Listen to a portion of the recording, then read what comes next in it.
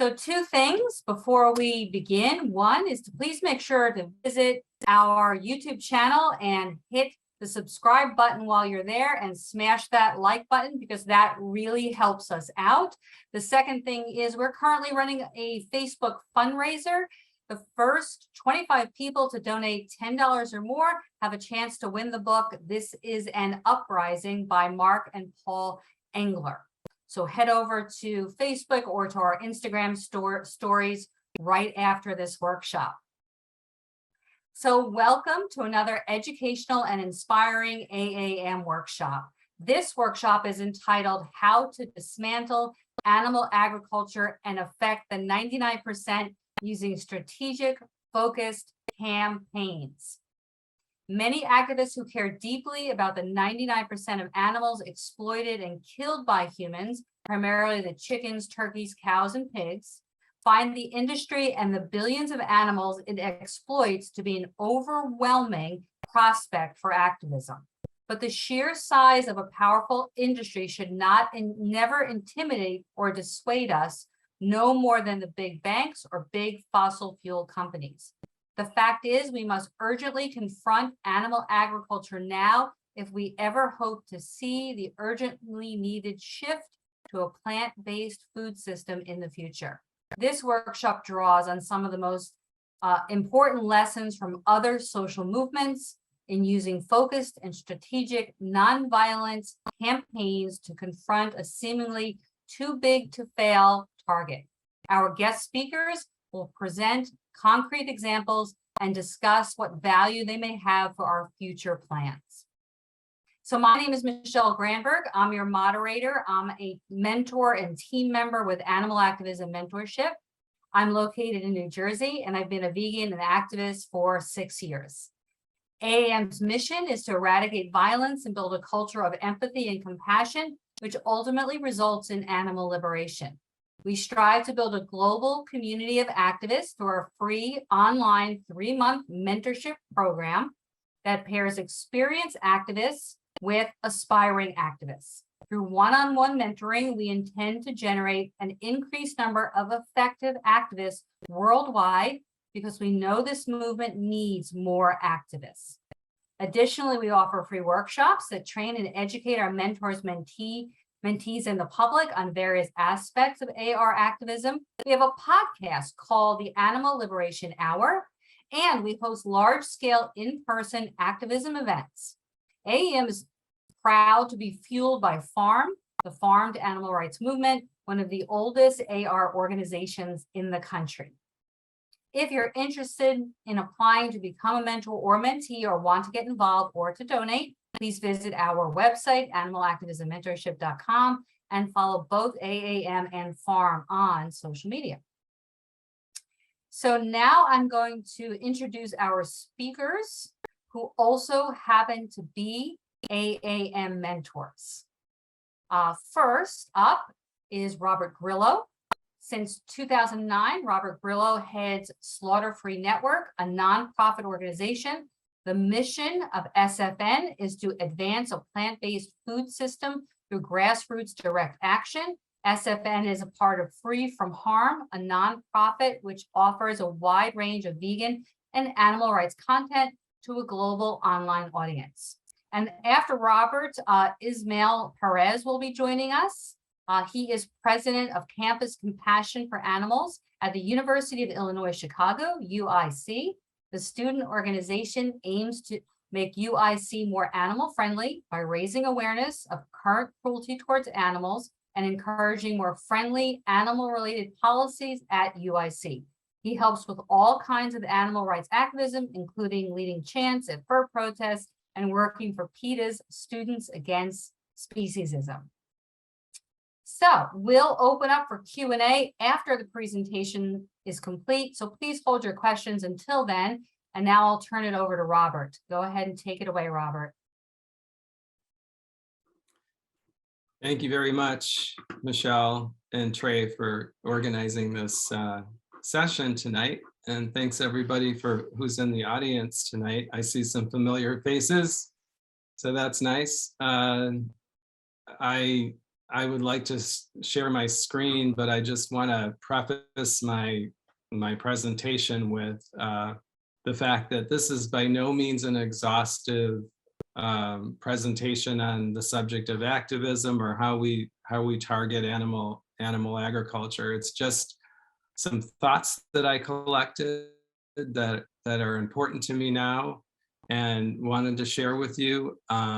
So yeah, it's a really big subject to get your head around.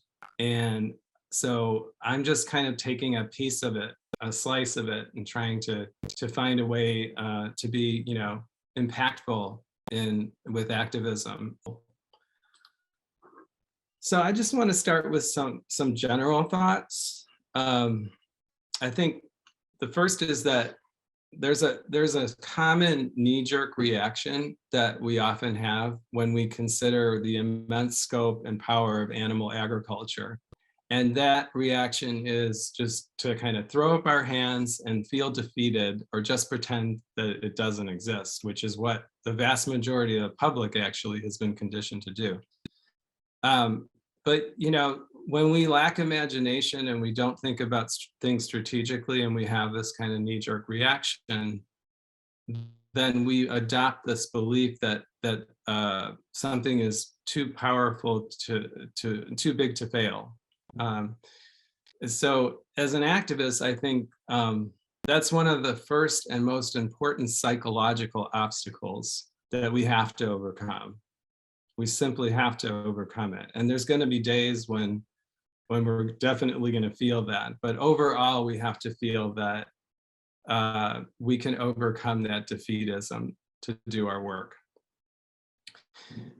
The basis for confronting a massive injustice like animal agriculture, I think, is to first recognize that this is not the first time activists have faced a deeply entrenched and unjust system, which is also supported by all of the other major institutions in society, like the institutions of education and government and culture and religion.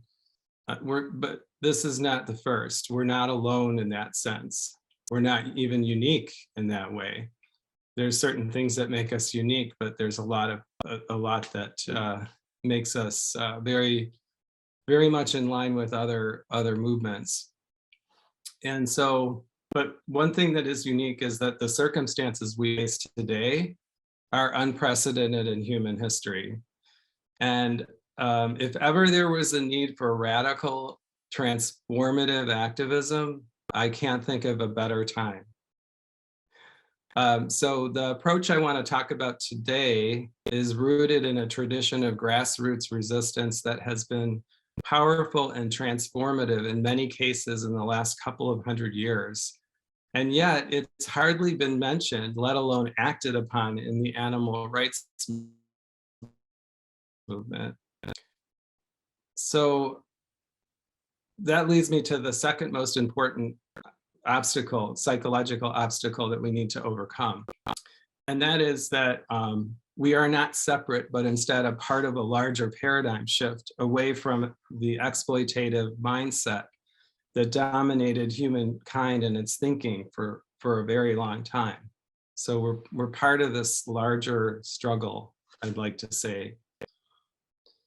And this strategy for change is based on first tackling a small piece of the problem and fighting for a small yet meaningful change in the short term that has the potential to reverberate and evolve into sweeping and far-reaching change in the future.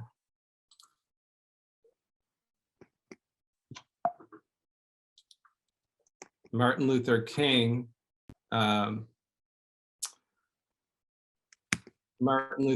had a kind of a beautiful way of stating this, much better than I did. Martin Luther King Jr. said, "Sound effort in a single city, such as Birmingham or Selma, produced situations that symbolized the evil everywhere and inflamed public opinion against it. While the spotlight illuminated the evil, a legislative remedy was soon obtained that would apply everywhere." For the civil rights movement, Project C is considered the gold standard for the kind of strategy Martin Luther King was on about. And I would encourage everyone, if you haven't heard of Project C, the book, This is an Uprising, goes in depth about what Project C was about and why it's important for us to learn about what they did and how they carried it out. We'll talk a little bit more about that a little later.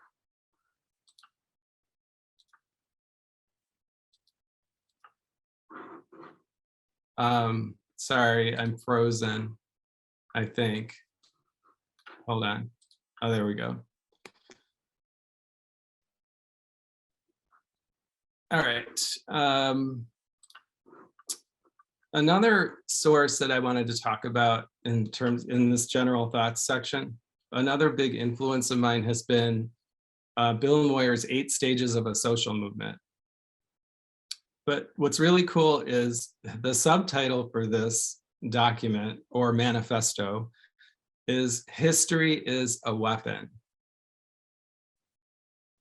I think that's kind of profound if you think about history is a weapon. In other words, what he's saying is if we don't repeat the mistakes, if we learn from history and we don't continue to reinvent the wheel, if we learn about other successful social movements and what they did right and things that they could have done differently and how we could apply that,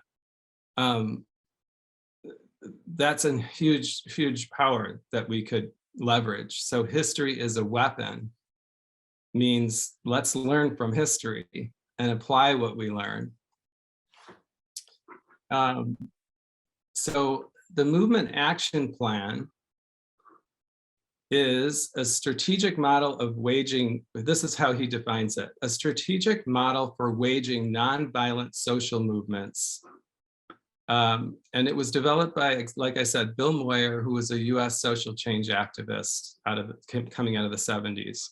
So MAP, as it's called, Movement Action Plan, initially developed by Moyer's, uses case studies of successful social movements to illustrate 8 distinct stages through social movement progress.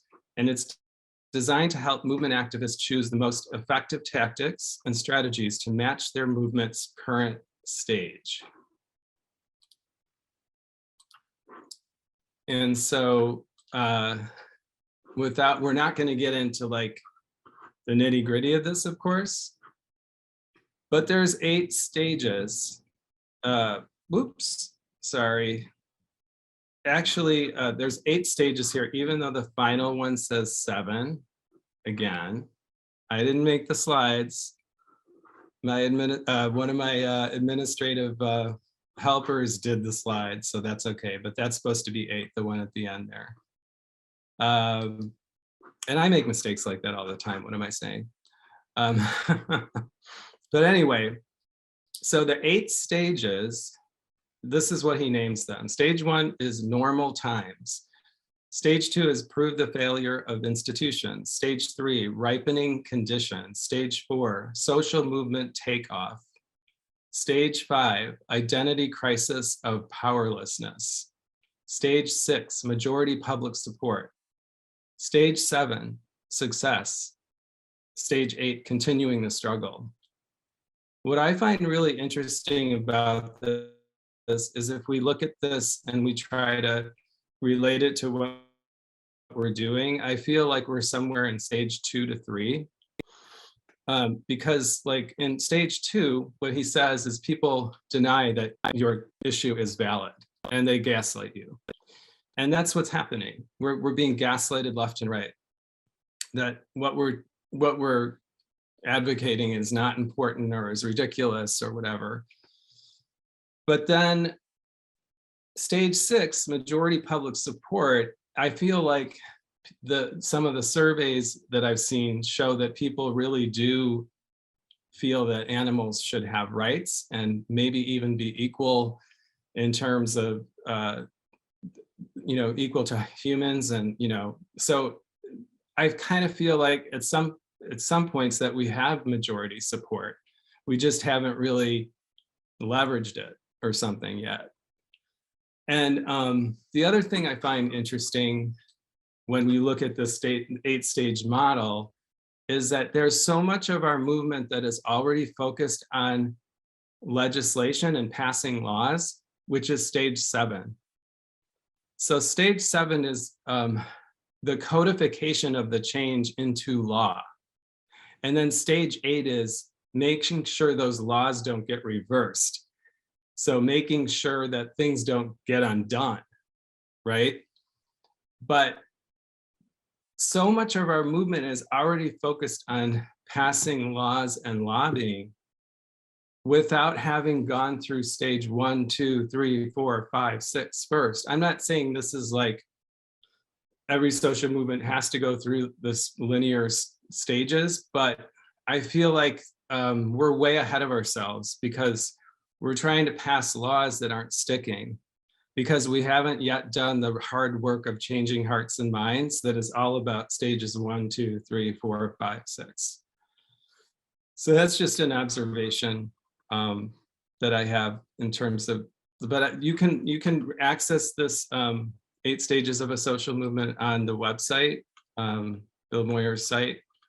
And it's about an hour read, but it's like something I continually go back to. It's a really powerful piece of work.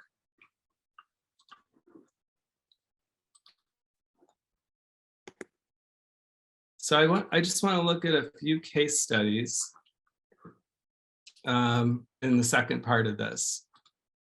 And I'm going to talk about a few slaughter-free network studies, recent campaigns that worked well, and one that didn't work so well, because I feel like the losses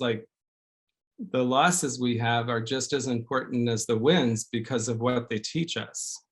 There's a lot of value to learning what went right and what went wrong. So Slaughter-Free Network, as Michelle said in the beginning, is working for an urgent transition to a plant-based food system.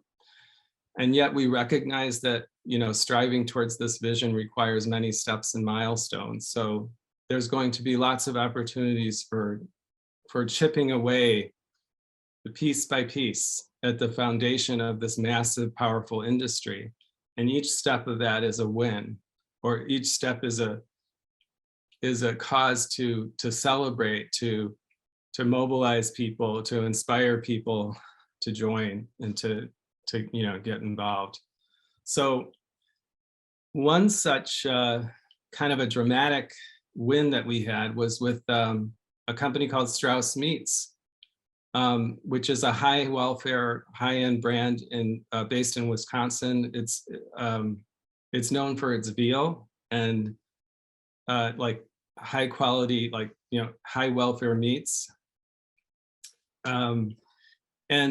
But what we learned was that it was basically a place where dairy cows and their unwanted calves were sent to slaughter.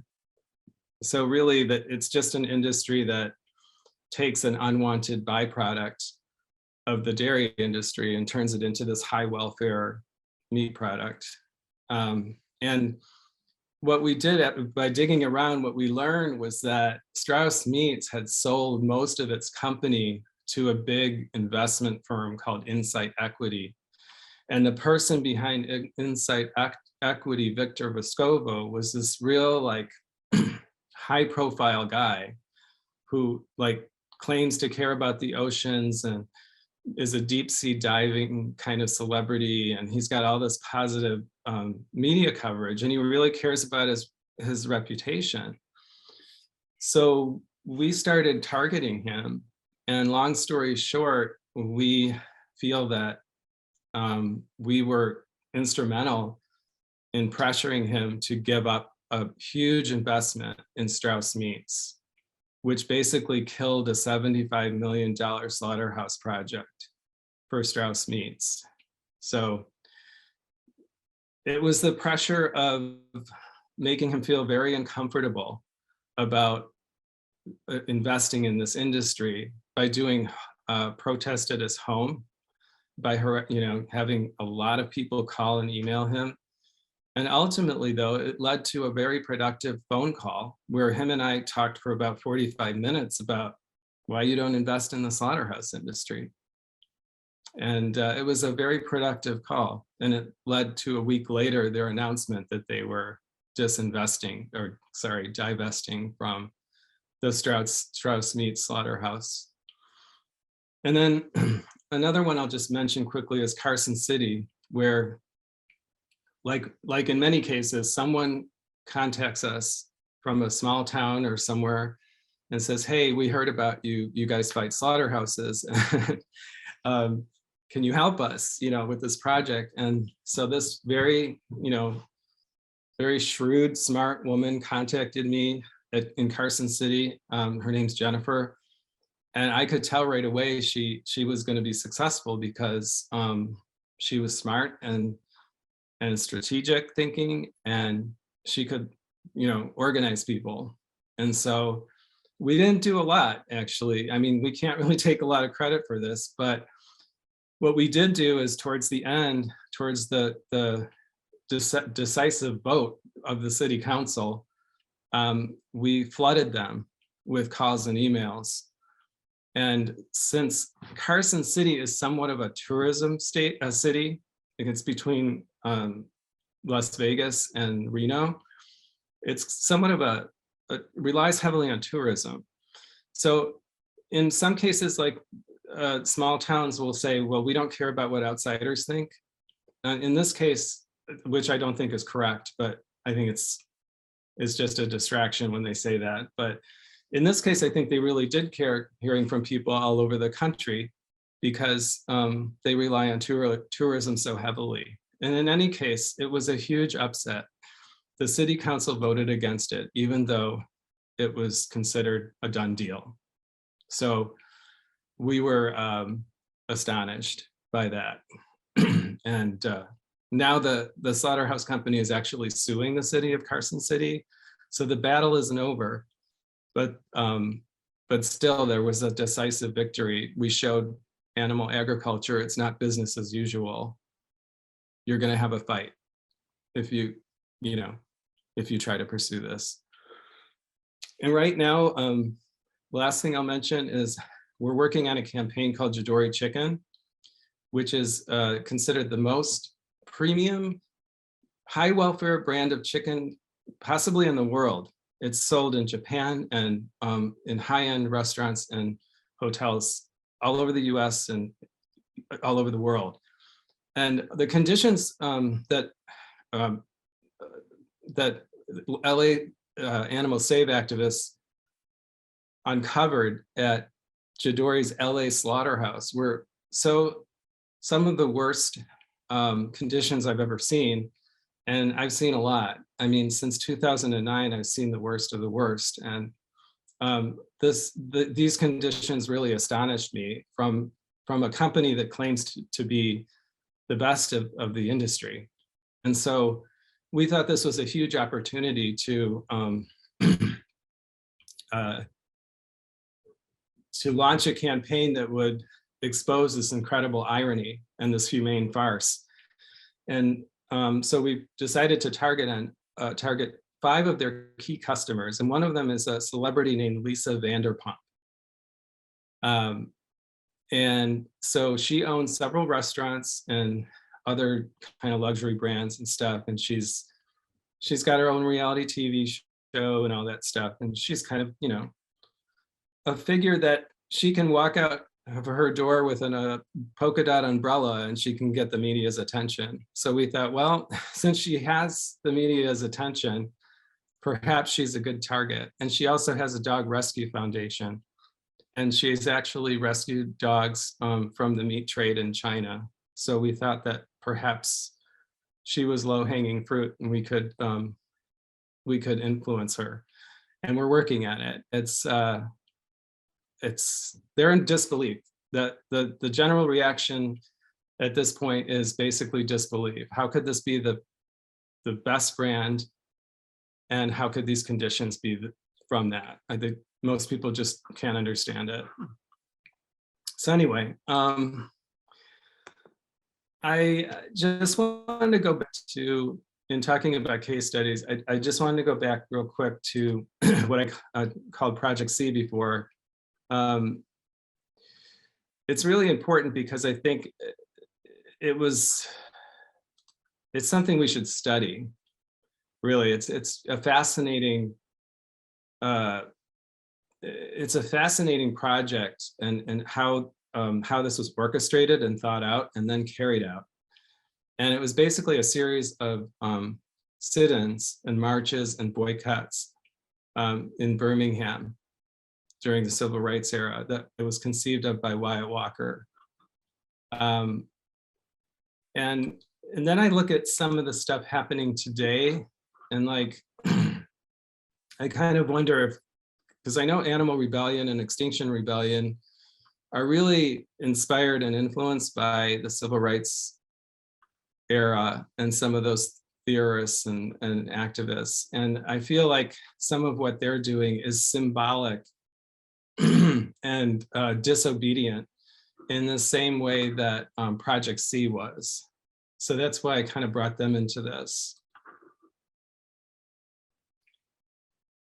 And now I'm just gonna get into close with a few things that I feel are important lessons that I've learned that I want to share with you. And the first most important one is this idea that activism is a craft. And we're constantly learning. We never stop learning new stuff that's important. And like anything else, with practice and experience and passion, having a passion for it, we get better and better with it. Another lesson is, I think we just can't know enough. Like I said, I think most of what we should be doing is training, because there's so much to know. And to me, 80% is in the planning and the thinking through, and then 20% is like the actual doing, our public demonstration, our public presentation of what we're doing. And when it's well thought out and orchestrated, I think it really shows. And our audience, our public audience, appreciates that and is impressed by it. Another lesson is, I feel like I said this earlier, but we're just not alone, and we share a lot of the same challenges and aspirations that other social justice activists have.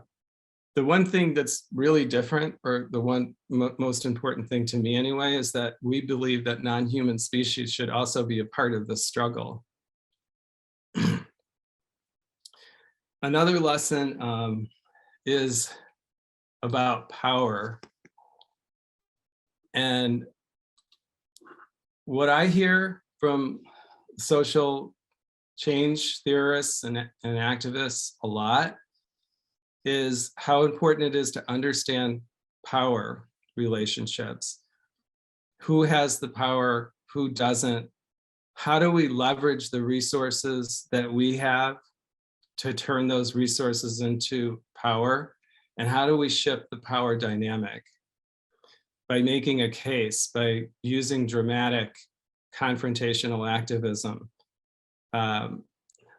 to spook those in power, but also win the public trust. Another lesson for me is this understanding that there's a kind of a dynamic between transformational change and transactional change. Most of our movement is totally concerned only with the transactional. In other words, how many animals saved, how many dollars brought in, what laws were passed, how significant is the law. Whereas transformational change is about, there's other important impacts that are not part of the transaction that we can't measure, right? So for Occupy Wall Street, for example, a lot of the critics of Occupy Wall Street said that Occupy Wall Street was a failure because they didn't get what they were asking for. because they really didn't shift the paradigm, or the equation or calculus between like the rich and the 99% and the 1%. But there's so many ways of looking at what they did, and they raised the conversation to a new level, and they achieved a lot of things that are not part of like if you look at it from just a purely transactional standpoint. I also just wanted to like pull out a quote that I love from Bill Moyer, which is about when activism becomes too structured and too large, the danger of what we can lose. And he says here, the large budgets, professional staff, board of directors, and reliance on foundations for funding make almost all of the large professional organizations politically cautious and on the conservative side of the political spectrum. Professional groups tend to be averse to risking polarization. And because they usually focus their work on instrumental demands, the benefits that benefit their members, they might see little point in symbolic appeals to the public at large. Because of this, during moments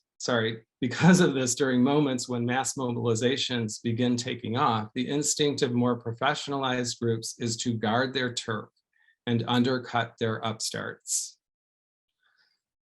Have you guys ever heard criticism about just not being practical enough? I'm sure you've all heard like, we need to focus on this particular kind of welfare reform or that.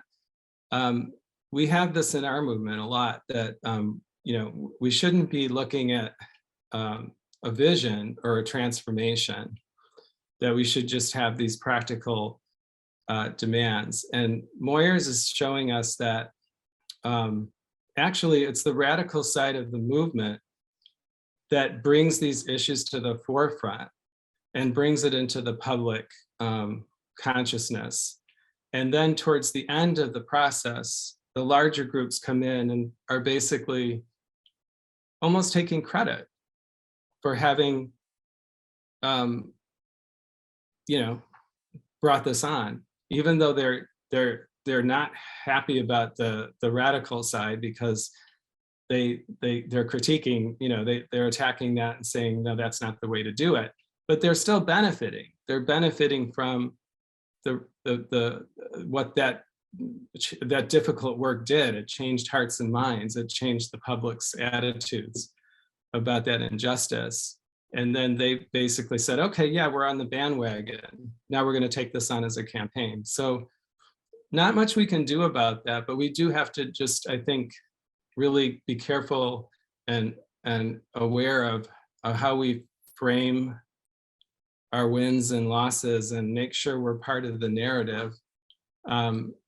So anyway, couple others that I just want to, another lesson learned is the more I got into reading books like This Is an Uprising and some of Erica Chenoweth's work, like Why Civil Resistance Works, which is one of her more recent books, the more I started appreciating the role of disruption and polarization and what Chenoweth calls constructive conflict as powerful strategies for change.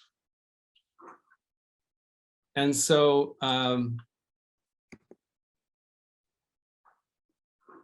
in the book, This Is an Uprising, I have a quote here that I'd love to read.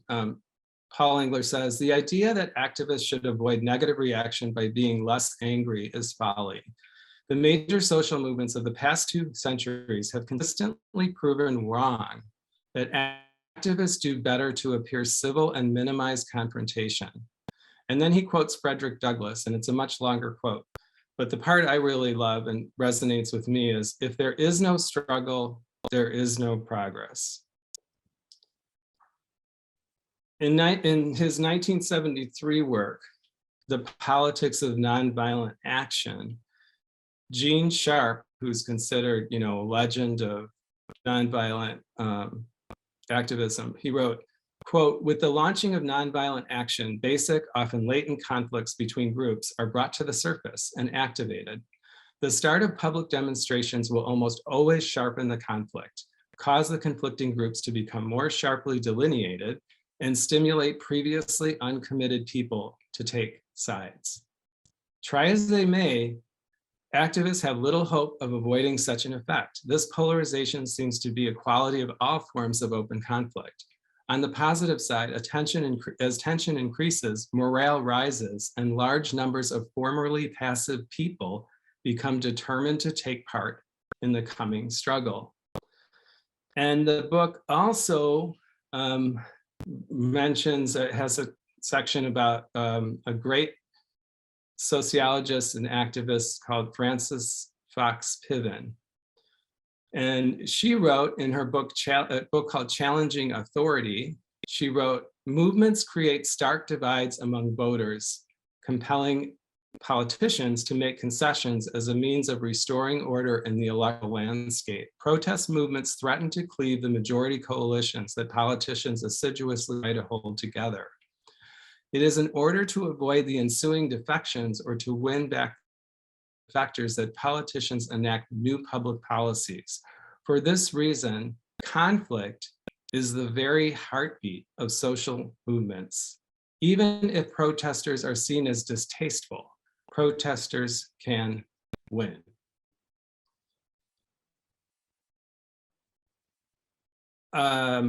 And just a closing thought with that. Disruptive movements that attempt to use polarization to their advantage must perform a careful balancing act. By creating confrontational scenes and trying to generate a public crisis around an issue, they knowingly defy the widely held preference for calm and quiet over discord and tension.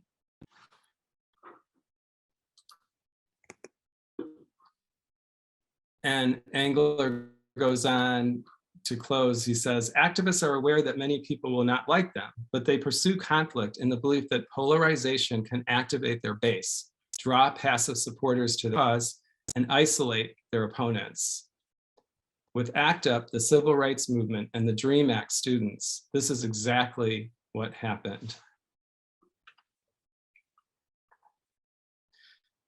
So where does this lead us? Ultimately, these different strategies need to lead us to the negotiation table, I think, because like in the case of Victor Vescovo that I told you about, he really disliked us. And he very much criticized our, he was offended by the fact that we protested at his home. But at the same time, that was the only reason why he took my call and had a 45-minute conversation with me about why he shouldn't invest in the slaughterhouse. If it wasn't for the home demo, we would have never gotten his attention to have the calls. So as much as they say they don't like our tactics or our strategies, sometimes they're necessary to get to the negotiation stage.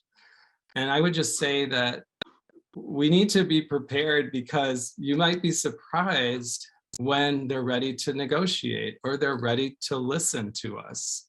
And we have to be prepared with that negotiation and how it's going to play out and what our demand is and what we're willing to settle for at that particular time.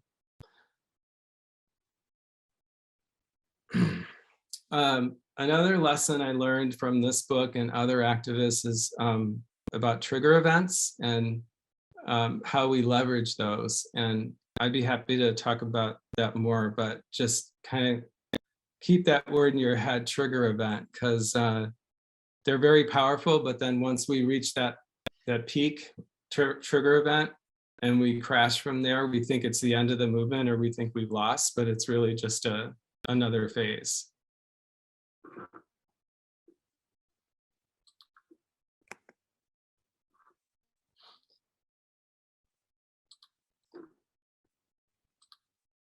As far as like how we frame a demand in our campaign, the ask we have of our target. From what I understand, the symbolic properties are the most important thing. How well the demand dramatizes for the public the urgent need to remedy the injustice. And I can't think of a more, like I said earlier, the unprecedented conditions that we find ourselves in today of climate crisis and environmental collapse, to me, or something that we need to leverage as far as part of our demand and impressing upon the public that animal agriculture is part of this equation that has to go, just like fossil fuels. So 2 more things, and I'm going to close, but I also learned a lot recently about defining wins and losses. It's really important that we define what our wins and losses are, and make sure that we also learn from our losses, because even losses could be a win if we can apply that learning to a future win. And yeah, I would say, again, just to close, like, I feel like I'm just a student of this amazing body of work and wisdom that we have at our disposal that I feel like we should be using. And just to, repeat Bill Moyer, history is a weapon. The more we learn about what came before us and what's happening even contemporaneously in other social movements, the more powerful and impactful we can become. So thank you very much.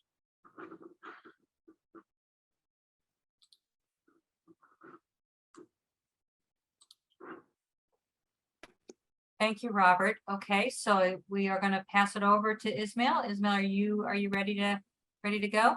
Yeah, I'm all good. Can you hear Okay. me? Yes. Okay, great. All right. So minimize this. Okay, so the historical event that I chose as kind of a really good historical event that taught a really good lesson that I could use in my own work is Marcos Sr. Being toppled. Now if no one knows, if you don't know who Marcos Sr. Is, he was basically a dictator in the Philippines. He declared martial law from 1972 to 1981. If you don't know what martial law is, it's basically involves curfews, suspension of civil rights, and right to fair trials. During martial law, tens of thousands of Filipinos were imprisoned, tortured, or killed for going against the government. There were countless human rights violations, including sexual assaults during this time by the government. Marcos topple was a culmination of things. A trigger event that Robert talked about previously was this candidate who was going to run against Marcos Sr., but the election was really sketchy. So basically the candidate, his name was Ninoy Aquino, and basically he comes off the plane in the Philippines and he gets assassinated. And this assassination really swung things into motion. It was a trigger event. So this caused millions of Filipinos who were under martial law for this long, millions of Filipinos to get on the street and say, hey, this is not right. Like, we're going against Marcos Sr.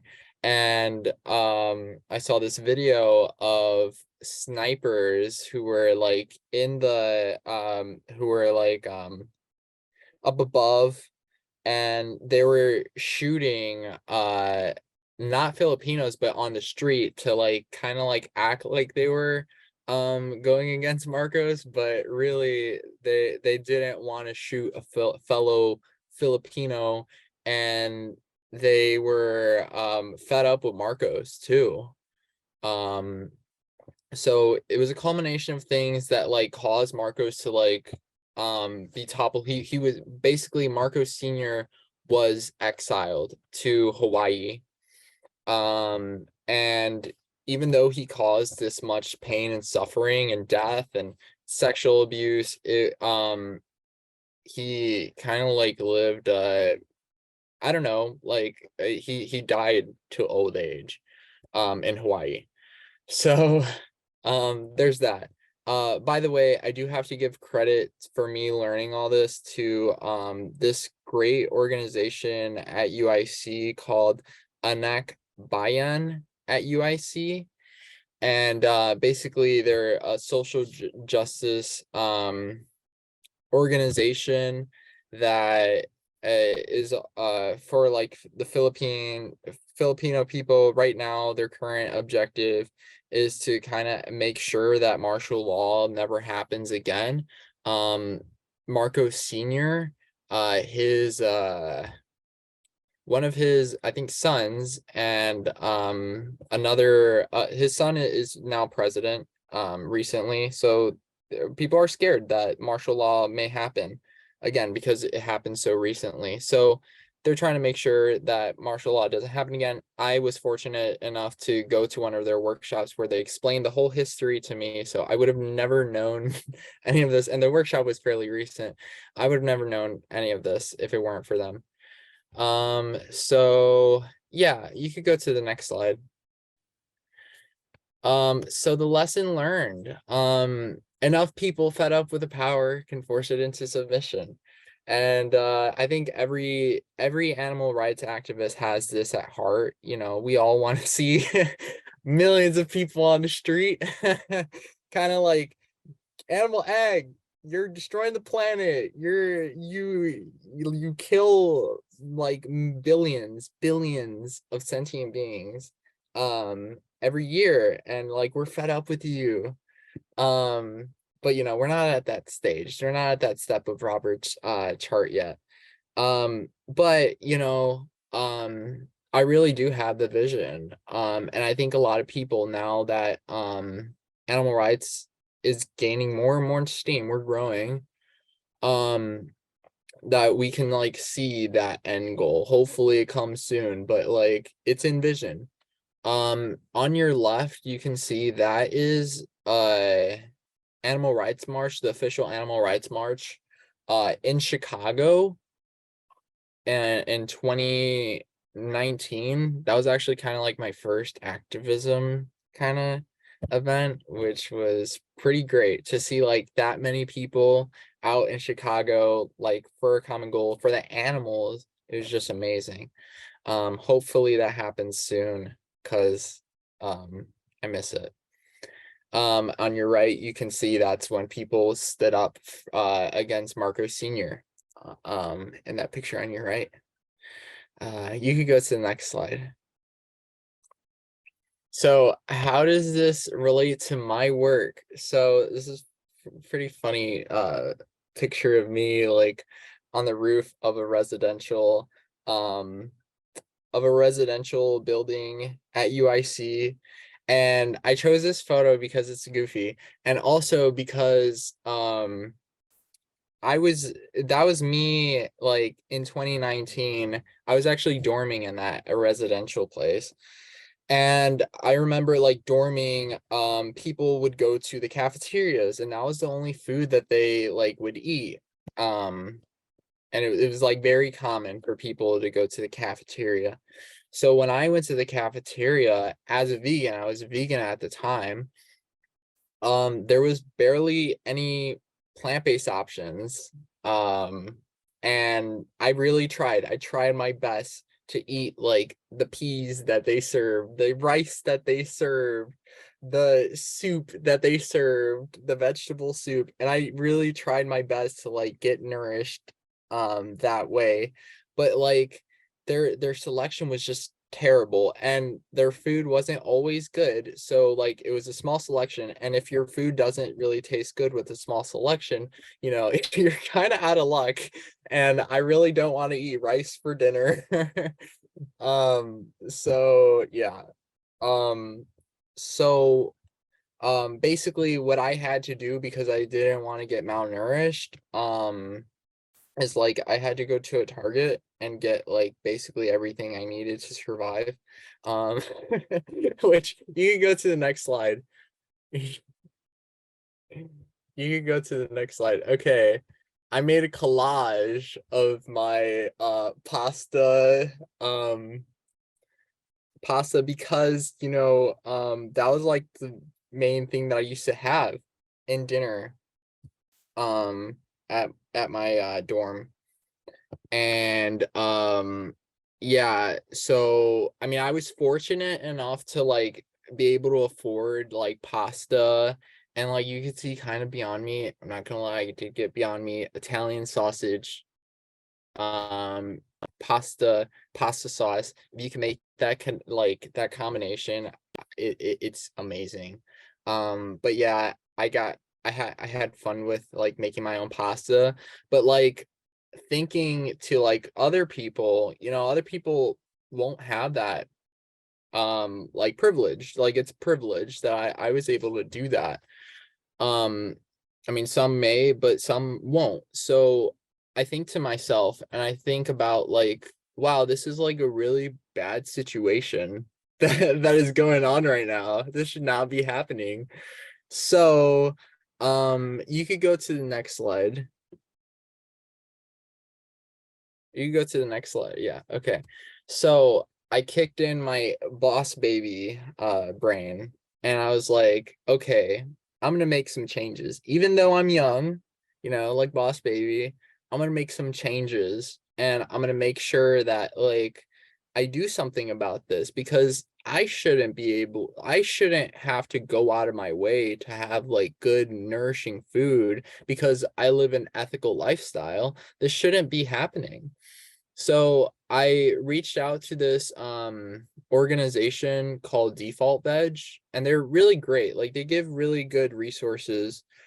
If you are in college and you want to change the food system there, they're great. You should reach out to them. They'll give you guides, like they'll give you a pamphlet, and then I'm sure they have like a leaflet on their website that gives like all the reasons why you like, if you were giving that leaflet to like a head chef or the director of dining, it'd give them all the reasons why they should change, like the environment. They give statistics, they give inclusivity, they give statistics. It's like really like good, like you want them on your side. And I had a meeting with the head chef, and I did give them like talking points that Default Veg gave me. By the way, I was only able to get in contact with the head chef because like Default Veg helped me out, and they helped me like draft a great email to like get him to see like, oh, this guy is worth your time to like talk to. So I talked to the head chef, like he was on board. It was like, it was a great conversation. It felt like he was going to change right then and there, the whole dining cafeteria, but nothing happened.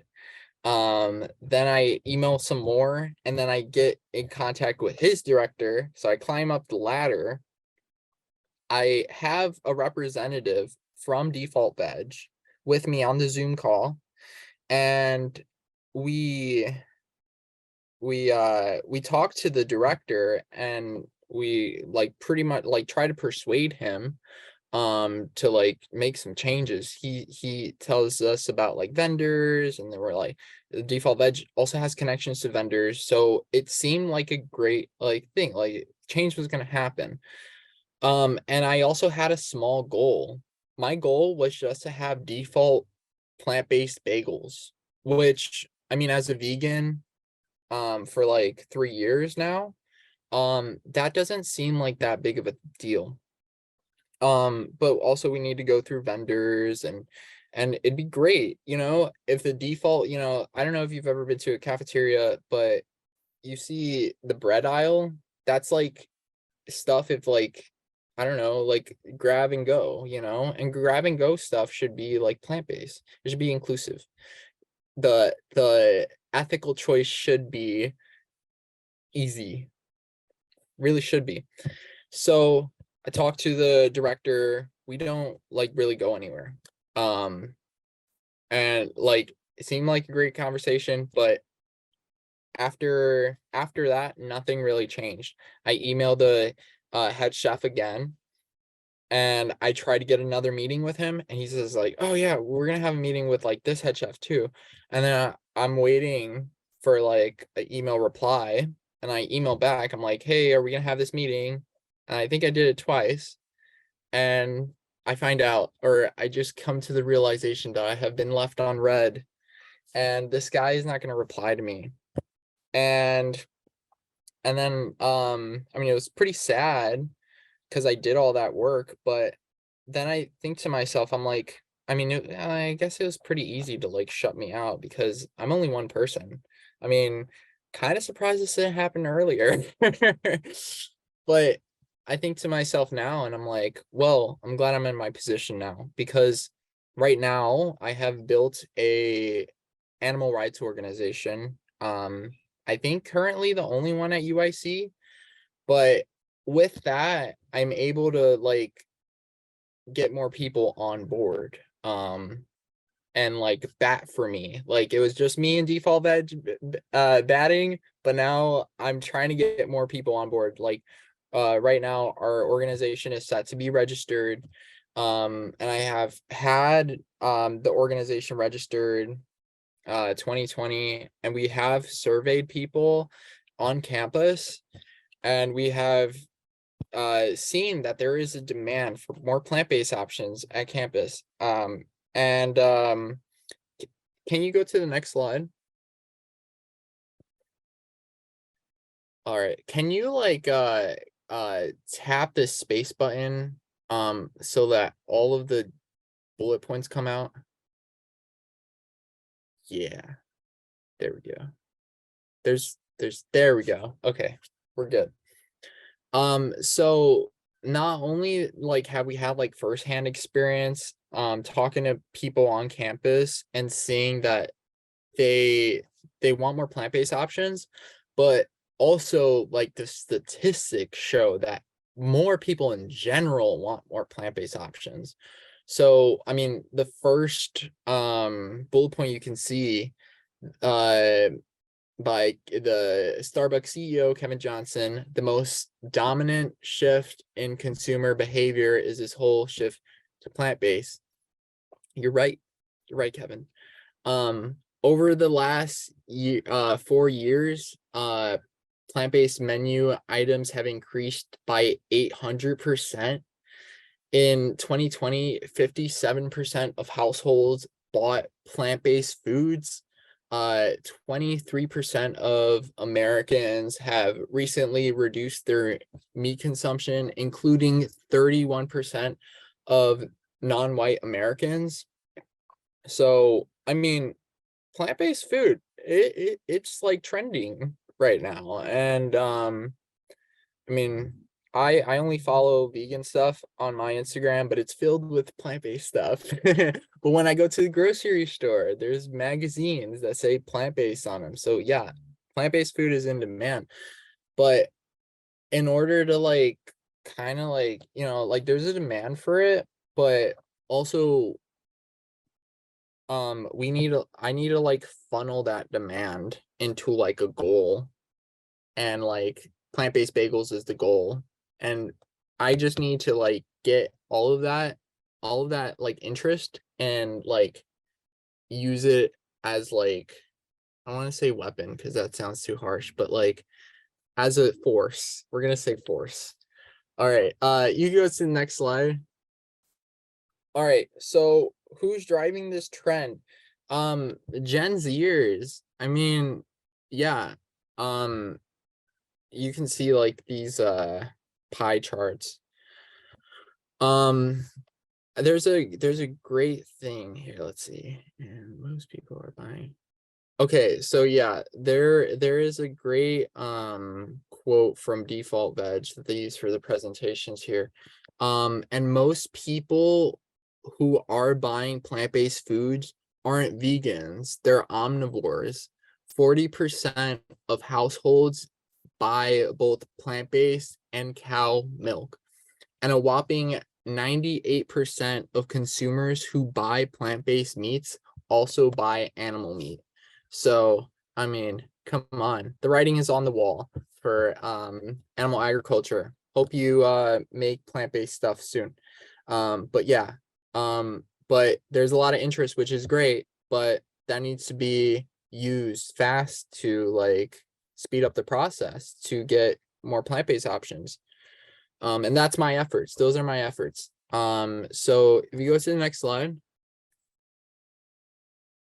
So what I've been doing this semester is networking with more student organizations. This student organization in particular is Student Nutrition Association. And like they really do promote their plant-based stuff. And I'm like, oh, that's wonderful. I love that, because my student organization, animals, for the ethical treatment of animals. So yeah, I've been networking. That's a great way to kind of get like that interest and like put it together and like have like people sign petitions.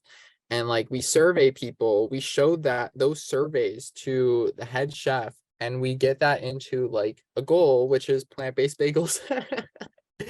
And yeah, so that's what I've been doing. That's one of the things, and I do recommend, if you do have a student organization and you're listening to this, like totally do it.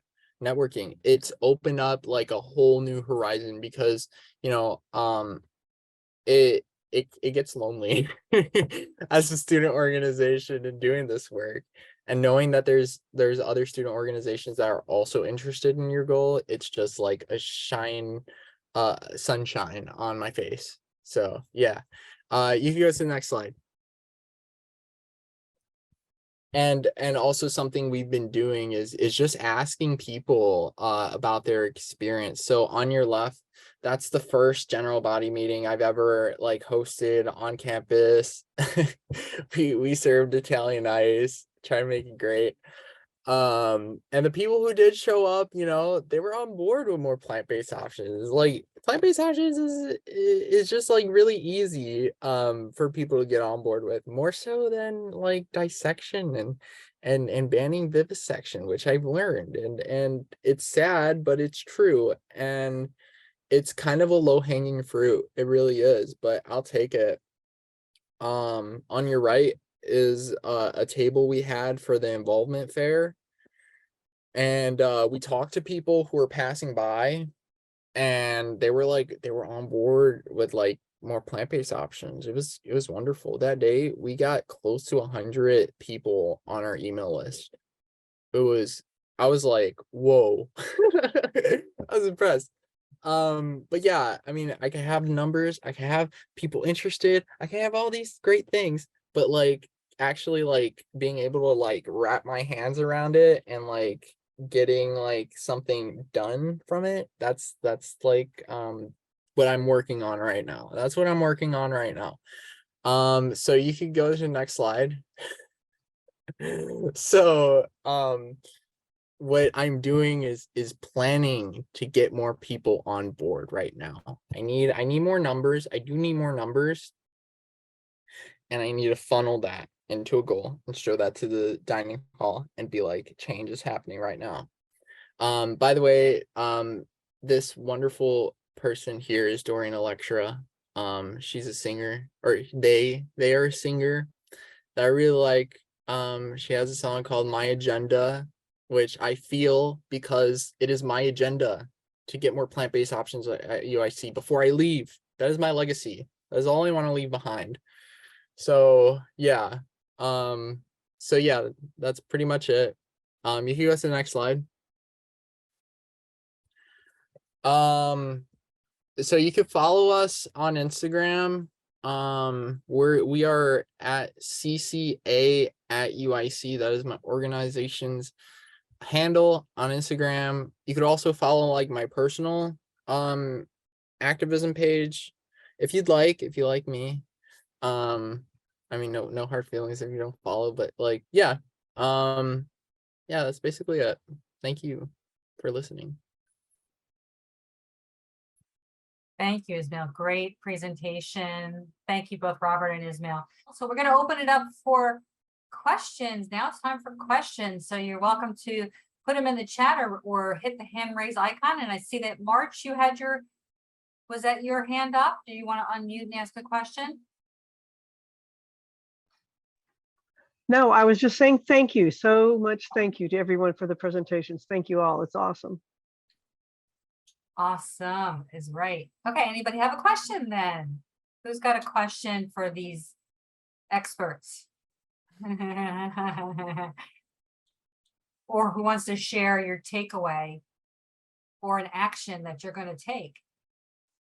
Okay, so Yuri in the chat is asking, Robert, you mentioned failures and learning from them. What is your group's biggest failure and what have you learned from it? I would say our biggest failure so far since we started in 2018 is that we failed to move the needle in a tangible way to get a slaughterhouse ban passed in Chicago. Now, with that said, we're also working with activists in Uganda. And in the capital city, Kampala, there has been a directive from the city, or the state actually, to close all of these urban slaughterhouses in Kampala. So like, we have to fight like hell in a city like Chicago to get the last remaining 13 slaughterhouses shut down. But in Uganda and Kampala, the city, capital city, they've already directed this to happen, even though they haven't closed yet. This is already something that had broad support. And it's happening in other places, but we still have to fight like hell in Chicago. And we didn't quite, well, here's what caused me to change focus is, number one, I felt like it's a long-term commitment. And I feel like it's very hard to keep people inspired on a campaign where there's not immediate gratification. Okay, so I mean, I think if you ask people, they'll say, oh, of course it's not going to happen overnight. But then when it comes to motivating people to stay involved and keep coming up, showing up for actions and things like that, that's a different story. And so I felt, okay, let's try something new. So we shifted our focus. We haven't given up on slaughterhouse bans. In fact, we just got contacted by a woman in Virginia who's fighting a slaughterhouse there, and she's at a very good stage, and there's very good leverage for that. But yeah, that to me was a failure, but it was a valuable lesson too, because what we learned from that is that how do we keep people motivated and inspired if you have a very long-term big project of shutting down and passing a law in a major city like Chicago to prohibit new slaughterhouses. We had a sponsor in the city council who quit. He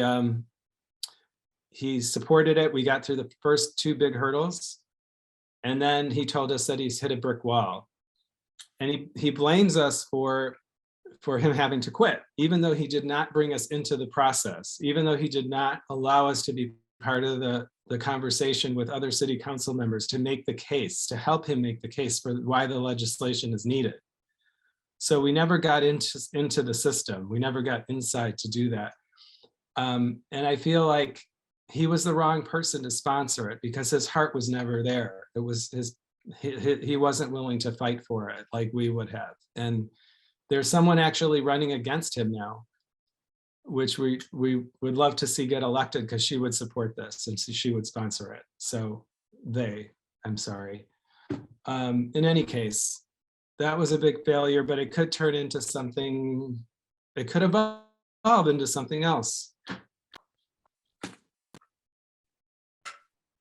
Okay, so I'm gonna go to Trey's question and then to Tofu Matt. What do you look for when deciding on a target for a pressure campaign?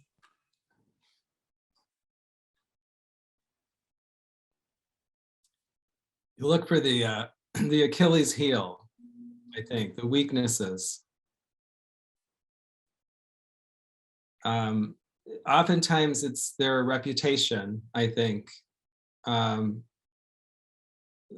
Their reputation, the people in power need to maintain the public's trust. And if we threaten their reputation and to undermine the public trust that they have, that's one of the things that is most valuable to people in power. What do you think, Ismail? I'm just kind of thinking off the top of my head. I mean, you're the expert here. I can relate to like Achilles heel, and like weaknesses. Yeah, of course. Those are things you definitely want to look out for. We chose Lisa Vanderpump as a target because, like I said before, she's a celebrity. She gets media attention left and right for doing frivolous, ridiculous things. And we just thought, well, maybe we could leverage some of that media attention and get more visibility on our campaign. And she has the Dog Rescue Foundation, so she claims to be an animal lover. So, that's, there's so many things to consider with selecting targets, and it's a great question. It really just depends on the circumstances, but I'd love to brainstorm with anybody who's trying to determine their best target. Yeah, any suggestions, feel free to put those in the chat, ideas that you have. That was a good question, good answer. So Tofu Matt, you can unmute and ask your question, and then Shreya, you're next.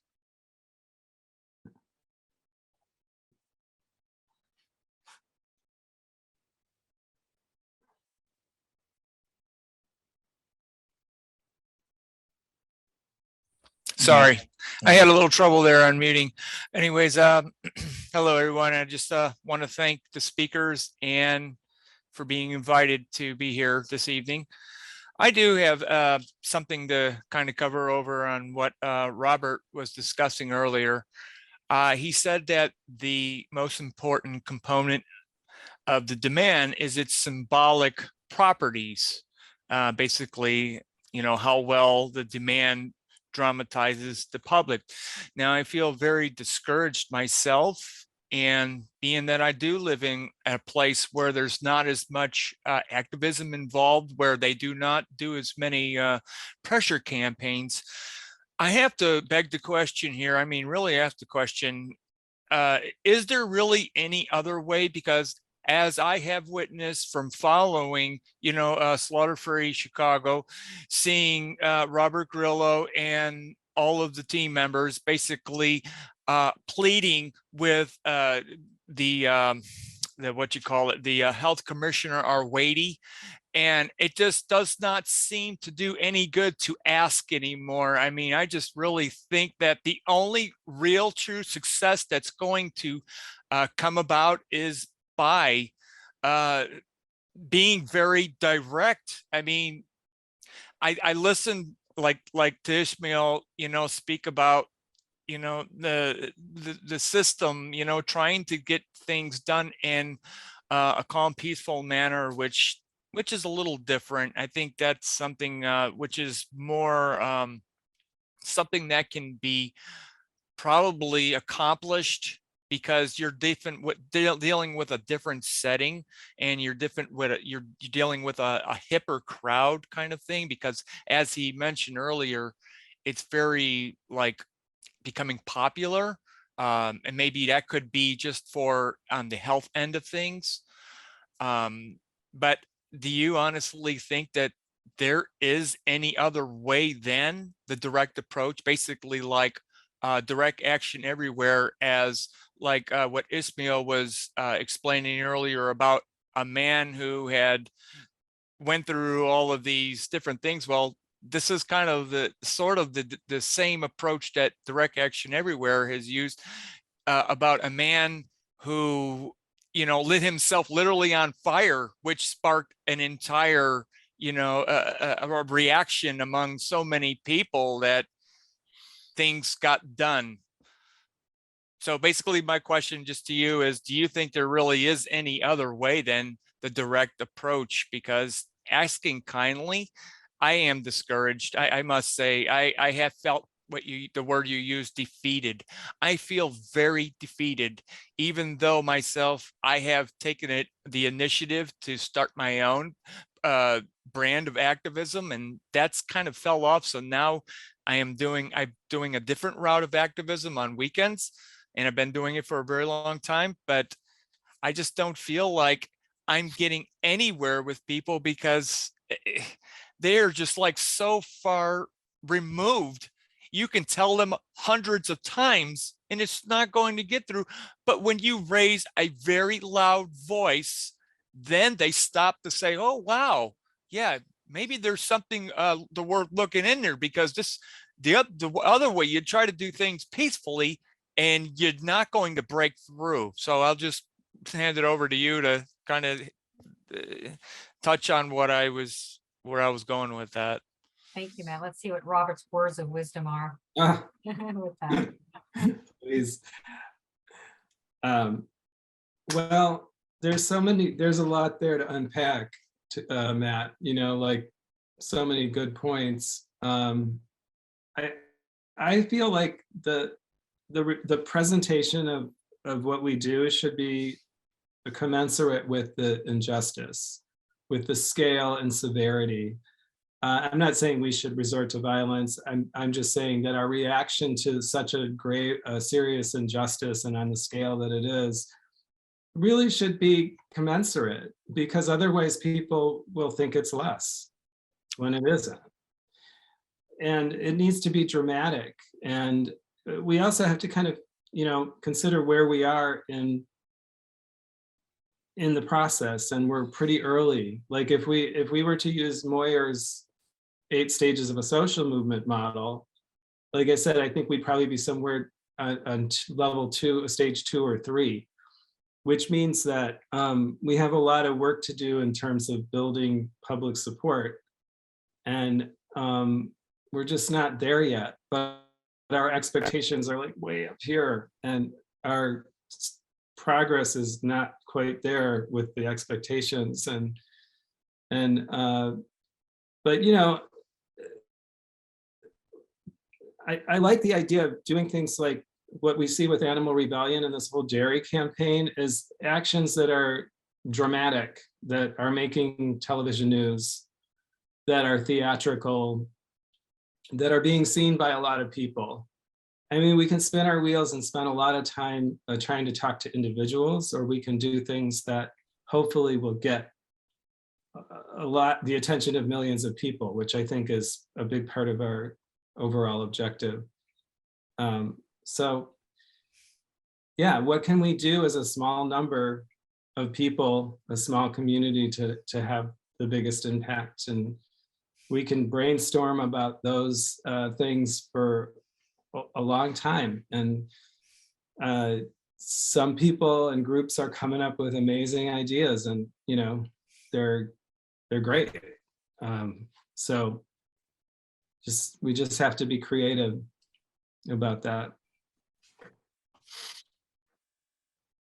Yeah, I just really don't think, yeah, I agree. Creativity is very of the utmost importance here, but I just do not think that we're really getting anywhere on this like lower level. I mean, unless people are coming together to really raise some noise about this serious grave injustice that's taking place, I don't think anybody, because we're not a majority, people are not going to take us serious. And like you showed in the image of the people doing a sit-in basically at a restaurant where this was during the civil rights movement, and everybody, you know, they sat down together, kind of like Rosa Parks also did on the bus. It took that one brave, daring person to go against, you know, the grain, to do something. Other than that, by you going one-on-one, if my own mother, someone who basically donated to PETA for 15 years, has several geese at home, dogs and ducks, if she is not going to go vegan, I don't know it's going to take. It's going to take something that is going to reach far and loud, that people can hear, that's going to stop them to question. Otherwise, just by speaking nicely, kindly, you know, one-on-one, like I have basically cut my own mother off, you know, basically distance myself, and I do not want to wish to even speak with her until, you know, she can tell me the moral difference between a cow and human. Because this is, if you look at recent events, okay, with all of the stuff that's going on in the news right now with Florida, and all of these animals basically got flooded to death. How much do you hear on the news about all of those animals that are basically dead with 10 feet of water? There's no possible way they could have survived. So how much do we hear about, you know, the public speaking about, oh, well, those poor, you know, animals, those dogs, those horses, those chickens, pigs, cows, sheep, rabbits, chipmunks. We're not hearing about none of that stuff. So if we're not even hearing about that, and we're all about the humans all the time, I seriously do not think that we're going to get anywhere unless we go by the 8 steps here, like you mentioned with Bill Moyer. The most important component of demand is its symbolic properties. I don't see any other way. Thank you, Matt. Those are some excellent points. Let me just move on, Chris, get some other folks a chance to ask a question. Thank as you. well. Sorry. Oh, I echo, and we all do everything that you're saying. So much appreciated. Shreya, and then Michael M. Yeah, thanks. I'll make this quick. So my question basically does have to touch upon a bit of what Matt had said, and also the 8-step method, and drawing inspiration from other social justice movements. And when we look at the sit-ins, we look at the actions, it's been conducted by those who are the oppressed people. And what makes the animal rights and animal liberation movement different is that we are fighting on behalf of the oppressed people. So how does that nuance offer some additional thought in terms of how we strategize and how we approach our tactics? Because when often oppressed human communities are fighting for their freedom, a quote that we often hear is, you know, like, they're treating us like animals. So animals are already, or beyond human, animals are already seen as those who are not treated the way one is supposed to be treated. So that appears to be a default. So while drawing inspiration from these other movements, you know, what I often say, can we also keep that in mind? Oh yeah, that was all. Yeah, thanks, Shreya. You know, I was just thinking, I often respond to that with the fact that, you know, if COVID-19 teaches us one thing, it's that our use and abuse of animals is also killing us. And the two issues are inseparable. The idea that there's us and them, and this false dichotomy between humans and other species is just that. It's a false dichotomy that we just have to continually push back on until it sticks, because they're not separate issues. I don't really know any other way to explain that. It's certainly the case that we as animal rights advocates and advocating on their behalf is different from movements where the oppressed are the people taking action. But we're all affected by what animal agriculture is doing. Our planet is collapsing, and zoonotic diseases are emerging, like bird flu, that directly affect the human populations as well as the non-human. So we're all in this together, and we have to make that has to be a big part of our message, I think.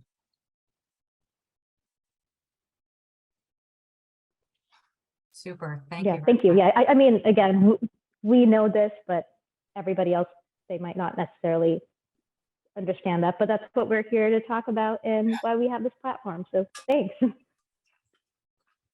Yes, indeed. Educate, educate, educate. Okay, Michael, you can unmute yourself, and then March is after Michael. Hi, this is Michael. I'm in Victoria, British Columbia, Canada.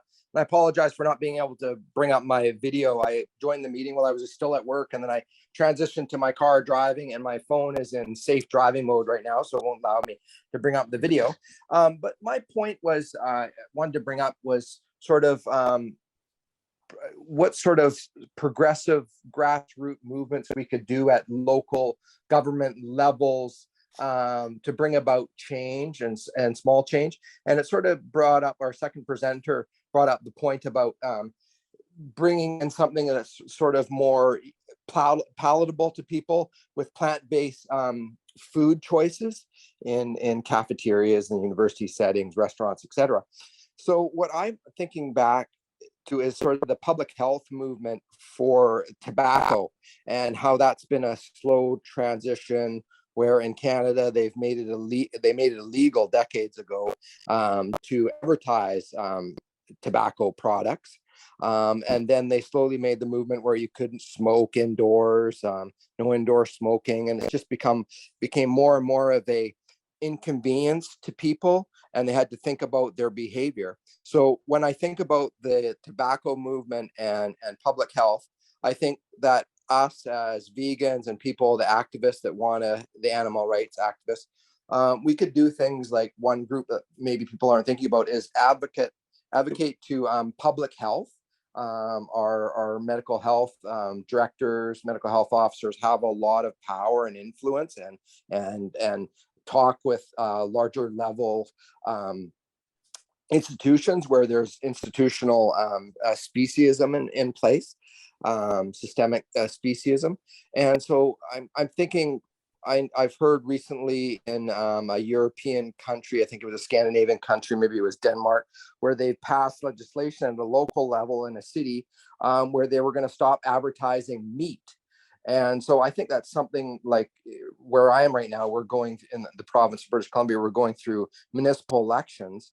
And I've had a couple candidates come to my door, and I talked to them about things. What could we do to make an impact on people? And one of the candidates actually was aware of this movement in Europe to ban meat advertisement. So I'm just thinking that would be something that at a local level, where a lot of progressive change happens for the grassroots level at the local level, not at a provincial or state level or federal level, and that will get people, thinking differently, and begin the change. Because in the 8 stages where we're at right now, we're still at level, second or third, so we have a long ways to go. And I know, in myself and probably like so many others on this video chat here, we want change right away, but with the majority of people being non-vegan, it's not going to happen. We have to try and be realistic. As passionate as we are about wanting change, unfortunately, it's not going to happen as quickly as we like. So, as it brought up in this whole video chat, there has to be those very dramatic protests to have an impact. And there also has to be the slow sort of progressive things that we do, such as banning advertising of meat in local communities. So I'll just end it there. And if anybody, I wanted to know other ideas. Basically, my question comes down to, what are other ideas that we could do at a local level with municipal governments to make impact change and get people thinking differently? Thank you. Your thoughts, Robert? Well, I was just going to say that it makes me think of what Project C was all about in the civil rights movement. Project C was basically just to get people to be allowed to sit at the lunch counter or be able to ride a bus, and not based on their race. And they were just focusing on Birmingham bus system or the Birmingham lunch counters, and that was their goal, was just to get that done in that city. But the thing that was so brilliant about the Project C was that they knew that there would be a huge backlash that would be not good in terms of not good for that backlash. In other words, they knew the police and the bigots would react really vociferously, and that would get a lot of media attention. And then a lot of people in the country would take notice and say, wow, racism really is a lot worse than I thought down there. And it became a huge international issue, even though they just started and the focus of the campaign and the demand was just in Birmingham, a small, in fact, they were criticized for having too small of a demand, but they knew what they were doing. And they started really small. And that's what I'm talking about, like these focused strategic campaigns. If we could eke out a smaller win in animal agriculture, we could send a strong message to the industry and the public that we mean business and we're going for bigger things. So yeah, I fully love the idea of starting as local as possible with an eye for how this could really grow into something much broader. Thank you, Robert. Okay, so we're going to go to March and then Bobby and then Sherry, and then we'll probably need to wrap up after Sherry. We'll go ahead and unmute March.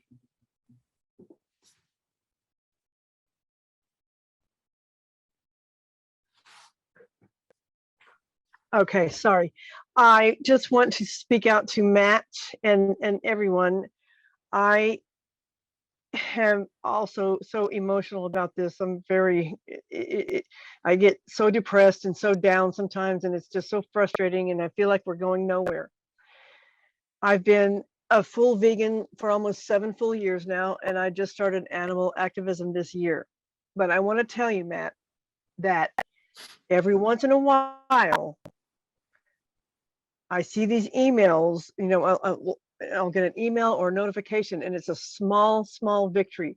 But to us, it's a very significant and very big victory. And I can't even believe my eyes when I see it. But it is happening. It is happening. And I don't think we're going to go backwards. I think we're just going to keep on moving forward. We're at a point of no return, all of us. And I'm telling you, I think it's going to get better. Just in my small time of being involved in this movement. It's hard, it's difficult, but it's happening. It's happening. And I thank you all. This has been such a great presentation. Thank you. Thank you for those words. We needed to hear that, I think. Okay, well, let's go to Bobby with a question. First, I just want to remind you guys, when you were talking about banning tobacco ads on TV, let's remember how long it took to get there. Right, like the same thing with the civil rights movement. It didn't start with Martin Luther King. It started a long time before that. Right, and I know we want this to progress faster, but positive progress never happens as quickly as we want it to. I mean, we'd all love to go to the gym, lift weights once, and then have a perfect body, but it doesn't work that way. My question is, in terms of making, in terms of activism and with the comparison to the civil rights movement, do you take into consideration that while in the civil rights movement or the LGBTQ movement, what they want is to highlight that they were victims, right? And that they're human beings, that they should have their rights as everyone else. But at no point were they asking anyone to be Black or gay. And we are asking them to be vegan. I think that there's a major difference there in how we can't be as aggressive, and not in terms of like how much change we want to make, but in terms of how aggressive we are towards people. I don't think we can take as an adversarial approach when you're trying to get people on your side versus just trying to change something. That's a great point. Any thoughts, Ismail or Robert? Ismail? I think this is new territory, and I think I've had to accept that myself as an activist, that this is new. Like like animals, us trying to liberate them, this is new. This has never been done before. So, you know, I don't think it can be as black and white as like us using the same tactics as the same exact things as like humans, and liberating them. I don't. But I do think that there's value in the history. And I do think that some of the tactics may work in our case. I mean, we are fighting against injustice. So I think fighting against injustice is universal. And I do think that, you know, I mean, there's value in the history. That's really all I'm getting at.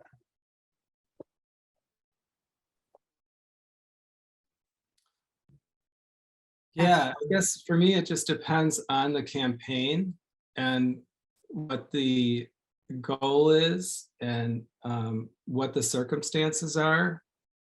And it depends on so many variables that I don't just default to this is our tactic, because we don't look at tactics in isolation or in a vacuum. We look at them in the context of all of the other variables that are happening.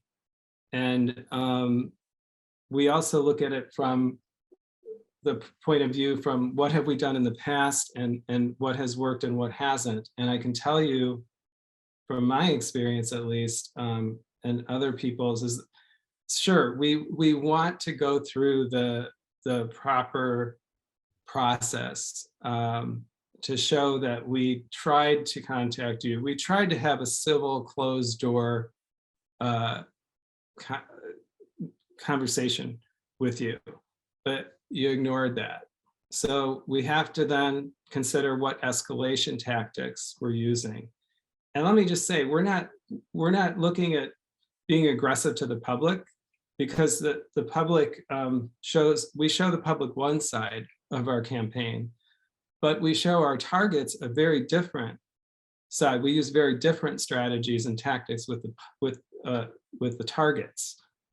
These are people in positions of great power, and I hate to say it, but a lot of them are sociopathic or narcissistic, and they so you got to kind of consider the personality types and how you work with those. You can, you know, how you can kind of influence those kind of people, and so that requires like a lot of different tactics and psychological kind of ways of influencing them. So it's complicated. I'm not going to say it's not, but we've rarely ever gotten any results from targeting people in power, whether they're public officials or in the private sector, by not getting really in their face. It's usually almost always had to get to a point of conflict. And it's what Chenoweth calls constructive conflict, because she's saying that in order to get where we need to be, there has to be conflict first. There has to be a struggle before there can be any progress, like Frederick Douglass said. So I feel like it's a necessary evil. It's a necessary part of where then when we get to a stage where we can actually sit down and have a civil conversation with those people. I agree with you. Context matters, which has been our flaw as a movement. We've just taken a single approach to everything. So yeah. Yeah. Thank you. Great dialogue. Okay, so Sherry, if you want to unmute, you'll have the last question for tonight, even though this conversation could go on much longer. Yeah, it wasn't a question so much. It was just in response to the fellow that lives out in BC. I'm not sure if anyone's heard of the plant-based treaty. So if you haven't heard of the plant-based treaty, look up the plant-based treaty and look for a section called plant-based cities. And so maybe you'd be interested in championing, for your area, the plant-based city movement and working with the local government. And there's lots of information on the site there.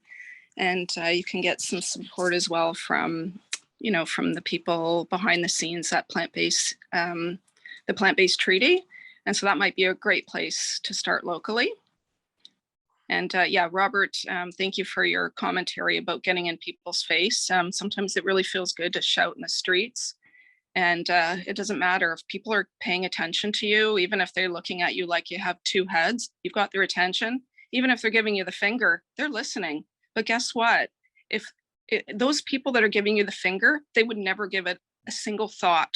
Those are the people that are so against what you're doing. They would never, ever think of it if you didn't make them think of it. So I always think of it as a win. So for me, a win isn't that I've gotten someone on my side, because that's just, I've taken marketing. It takes, I don't know how many views for people to actually, I don't know, for when you're trying to sell something, like how many advertisements or how many times you need to see something. So it's just reinforcing and reinforcing and reinforcing and hearing from different people. If we don't speak up and be a model for other people that might want to speak up, they might shy away. If you speak up, they might speak up, and then people are hearing from all different people. And I think it's really good. And I think it's good to be unapologetic about, we're not asking nicely. We're letting them know this is a moral issue and it's a serious issue. And we're gonna fight for this. And I think it's, you're not getting people's attention when you're asking play. They're just like, get a job, they just yell, but they've seen your sign. It's the ones that concern me are the ones that I don't know if they've even seen my sign or not when I'm standing there or I'm shouting. It's like when they get angry, they've seen my sign and then I'll like my message, but they're thinking about it because I forced them to. You just got me thinking about, we never complain or critique corporate advertising for using disruption, and they use it all the time to disrupt us with ads for things that we don't give a shit about, that we don't think we need, but through repetition, they actually convince us, through repetition and disruption, they actually convince us that we cannot live without it. They do this so artfully and successfully, and yet we, on the activism side, when we use disruption to try to get the public's attention on an issue they would otherwise not give a shit about, we are, it becomes a big critique. And is this the right form of communication? Well, if we're going to take a cue from corporate advertising, which I would argue they're actually using social change theory and psychology, they didn't invent this stuff. And so, but if we were to take their cue, if we're going to compete with that noise, disruption works. They've proven it. They've shown disruption works to sell products and services.